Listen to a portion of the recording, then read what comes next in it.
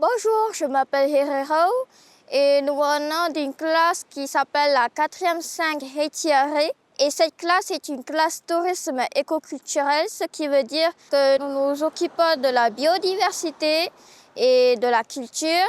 Et notre but est de montrer aux touristes, non seulement locaux, mais aussi ceux qui viennent des îles et des pays, à montrer que notre culture est vraiment importante, que notre biodiversité va servir aussi à sauver notre plage, qui s'appelle la plage de Maui. Donc nous avons créé ce panneau-là à cause de la pollution et du changement climatique. Plusieurs plages et aussi espèces sont en danger, donc ils peuvent soit disparaître ou devenir extrêmement rares. Et ce panneau-là, il a été créé par plusieurs élèves de plusieurs niveaux du collège de Taravao, ça veut dire 6e, 5e, 4e et 3e.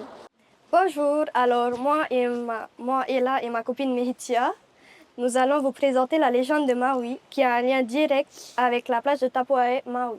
Il y a très longtemps, dans les districts de Tohoto, vivait un simple village dans Hina.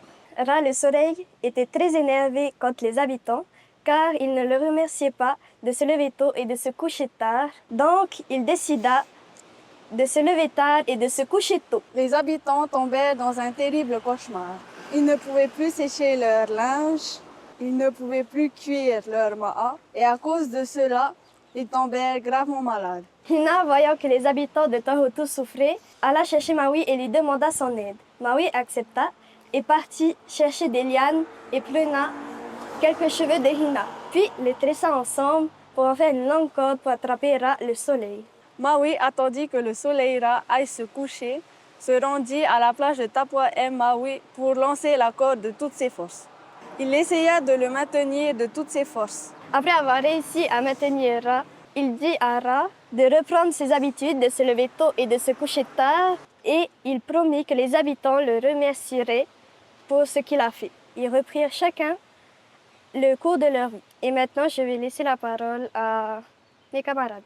Nous allons vous présenter différents poissons qu'on peut trouver au niveau du Tambon et au niveau du lagon. La plage de Maui est en danger car si ces poissons ne sont pas en bonne santé et protégés, à part cette algue envahissante, nous aurons un récif protégé mais aussi en bonne santé. En passant, si nous plantons des miros, des purau et des tamanous, ça aide la plage à rester stable. Je m'appelle TV et je vais vous expliquer comment la passe s'est formée de façon naturelle.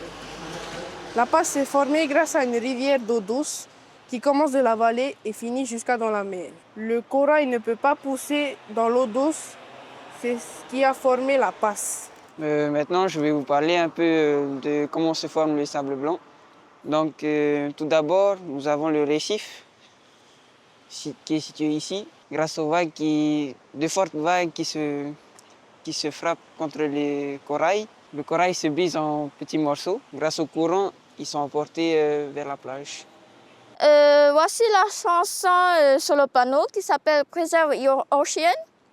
Et cette chanson-là signifie protéger notre océan, ou sinon préserver notre océan. Ça signifie que, vu à cause de la pollution en gaz et dans l'eau, cela attaque alors les récifs, les coraux, les plantes aquatiques, mais aussi des espèces marines, comme des poissons, ou encore plein de choses. Et donc la solution est nous, les élèves ou sinon la prochaine génération du lendemain de notre presqu'île, de sauver notre océan.